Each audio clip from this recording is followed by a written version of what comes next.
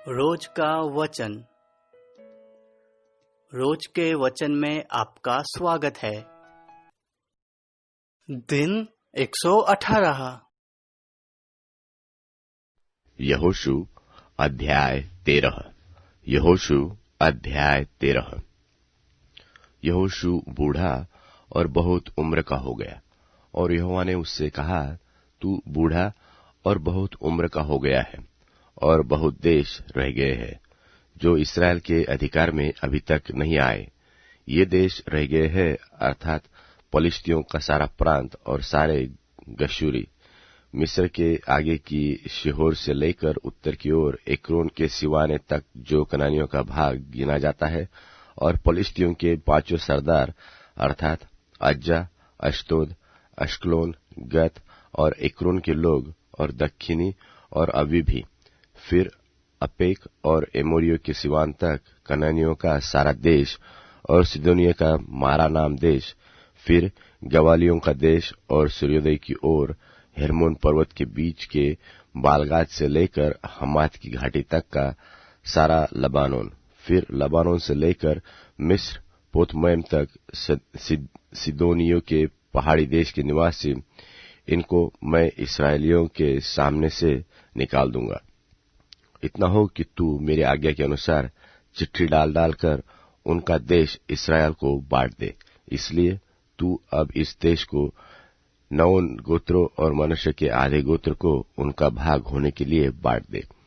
इसके साथ रूबेनियों और गादियों को तो वह भाग मिल चुका था जिसे मूसा ने उन्हें यरदन की पूर्व की ओर दिया था, क्योंकि यहोवा के दास मूसा ने उन्हीं को दे दिया था, अर्थात अर्नोन नाम नाले के किनारे के अरोएर से लेकर और उसी नाले के बीच के नगर को छोड़कर दिबोन तक मेदबा के पास का सारा चौरस देश, और अम्मोनियों के सिवाने तक हेशबोन में विराजने वाले एमोरियों के राजा सिहोन के सारे नगर, और गिलाद देश, और गशूरियों और माकावासियों का सिवाना, और सारा हेर्मोन पर्वत और सल्का तक कुल बाशान, फिर अश्तारोत और एद्रेई में विराजने वाले उस ओक का सारा राज्य जो रपाइयों में से अकेला बच गया था, क्योंकि इन्हीं को मूसा ने मारकर उनकी प्रजा को उस देश से निकाल दिया था। परंतु इस्राएलियों ने गशूरियों और माकियों को उनके देश से न निकाला, इसलिए गशूरी और माकी इस्राएलियों के मध्य में आज तक रहते हैं, और लेवी के गोत्रियों को उसने कोई भाग न दिया, क्योंकि इस्राएल के परमेश्वर यहोवा के वचन के अनुसार उसी के हव्य उनके लिए भाग ठहरते हैं।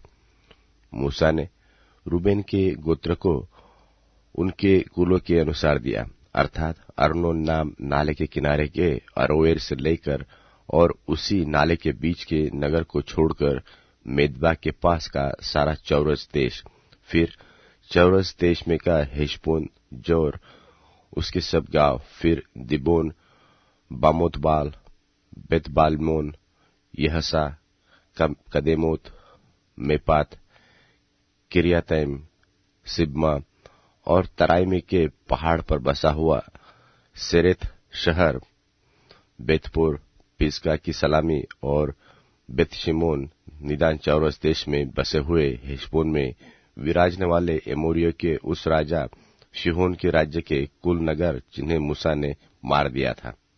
मूसा ने एवी, रेकेम, सूर, हूर और रेबा नाम मिद्यान के प्रधानों को भी मार डाला था, जो सिहोन के ठहराए हुए हकीम और उसी देश के निवासी थे। और इस्राएलियों ने उनके और मारे हुओं के साथ बोर के पुत्र भावी कहने वाले बिलाम को भी तलवार से मार डाला था। और रूबेनियों का सिवान यरदन का तीर ठहरा। रूबेनियों का भाग उनके कुल के अनुसार नगरों और गांवों समेत यही ठहरा। फिर मूसा ने गाद के गोत्रियों को भी कुलों के अनुसार उनका निज भाग करके बांट दिया।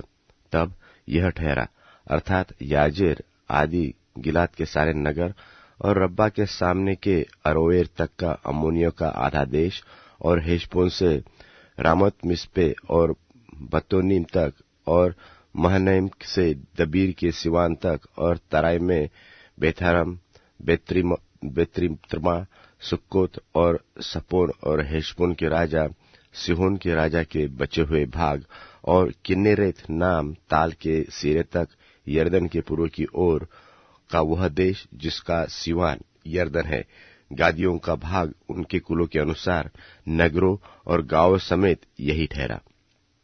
फिर मूसा ने मनश्शे के आधे गोत्रियों को भी उनका निज भाग कर दिया। वह मनश्शेइयों के आधे गोत्र का निज भाग उसके कुल के अनुसार ठहरा। यह वह है, अर्थात महनैम से लेकर बाशान के राजा ओग के राज्य का सब देश, और बाशान में बसी हुई याईर की 60 बस्तियां, और गिलाद का आधा भाग, और अश्तारोत और एद्रेई जो बाशान में ओग के राज्य के नगर थे। ये मनश्शे के पुत्र माकीर के वंश का, अर्थात माकीर के आधे वंश का निज भाग कुलों के अनुसार ठहरे। जो भाग मूसा ने मोआब के अराबा में यरीहो के पास के यरदन के पूर्व की ओर बांट दिए, वह यही है। परंतु लेवी के गोत्र को मूसा ने कोई भाग न दिया। इस्राएल का परमेश्वर यहोवा ही अपने वचन के अनुसार उनका भाग ठहरा।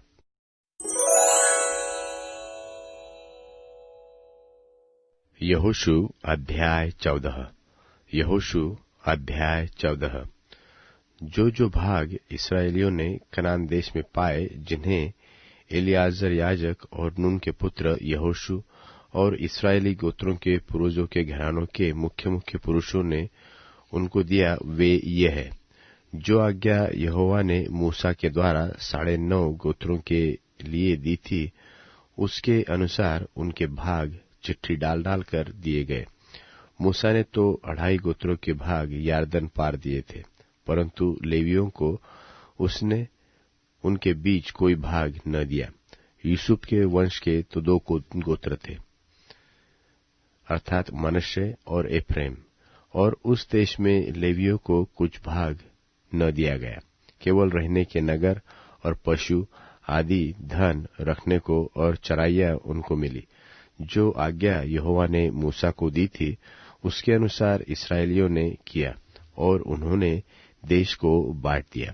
तब यहूदी यहोशू के पास गिलगाल में आए, और कंजी यपुन्ने के पुत्र कालेब ने उससे कहा, तू जानता होगा कि यहोवा ने कादेश बरने में परमेश्वर के जन मूसा से मेरे और तेरे विषय में क्या कहा था।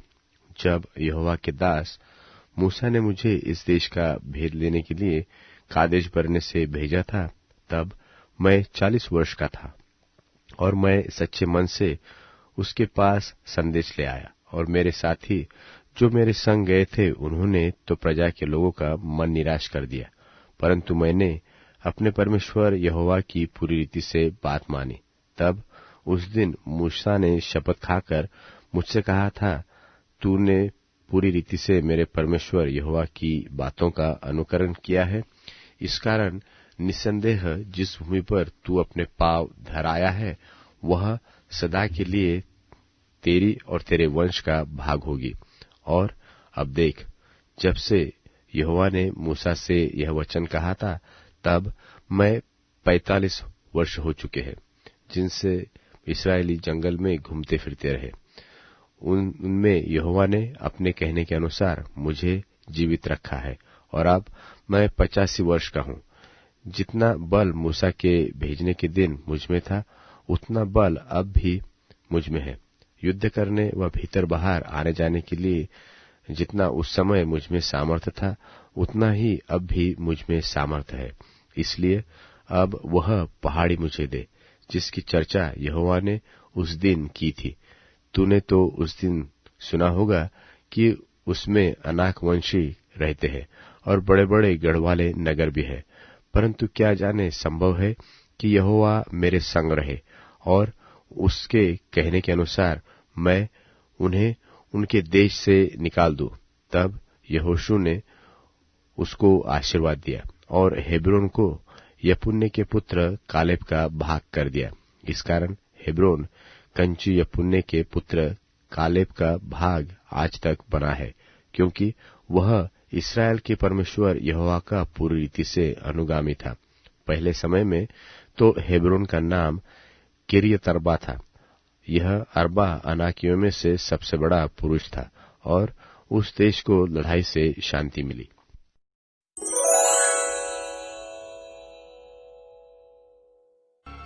जब वे ऐसा कह ही रहे थे कि यीशु उनके बीच आ खड़े हुए और बोले, तुम्हें शांति मिले। लेकिन आश्चर्यचकित होने के साथ साथ वे डर भी गए और उन्हें लगा कि किसी आत्मा को देख रहे हैं।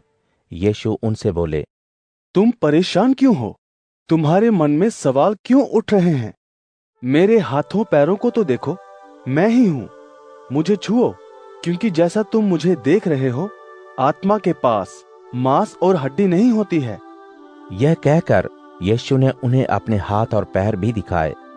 जबकि आश्चर्य और खुशी से वे भरे हुए थे, यीशु ने कहा, क्या तुम्हारे पास खाने के लिए कुछ है? उन लोगों ने यीशु को भुनी हुई मछली और मधुमक्खी के छत्ते का एक हिस्सा दिया। यीशु ने उन्हीं के सामने अपने हाथों में लेकर उसे खाया। यीशु ने कहा, ये वही बातें हैं जो मैंने तुम्हें पहले बताई थी जब तुम्हारे साथ था। वो ये कि जो बातें मूसा नबियों की किताबों में मेरे बारे में लिखी हैं, वे पूरी होंगी। तब यीशु ने उनकी समझ को खोल दिया ताकि वे बाइबल समझ सकें। यीशु ने कहा, ऐसा लिखा है और ये जरूरी भी है कि मसीह दुख उठाए और मरने के बाद तीसरे दिन जी उठे। ये भी कि मन बदलाव और पापों की क्षमा के बारे में जो उन्हीं से मिलेगी, यरूशलेम से होकर धरती के आखिर तक रहने वालों को बतलाया जाए। और तुम ही इन सब बातों के गवाह हो।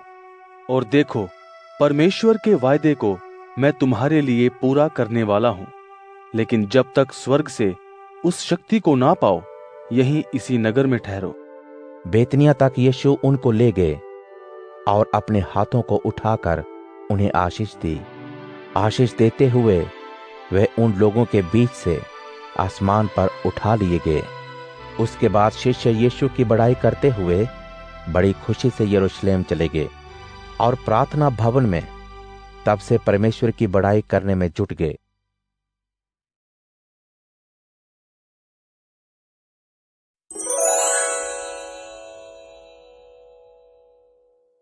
अध्याय 52।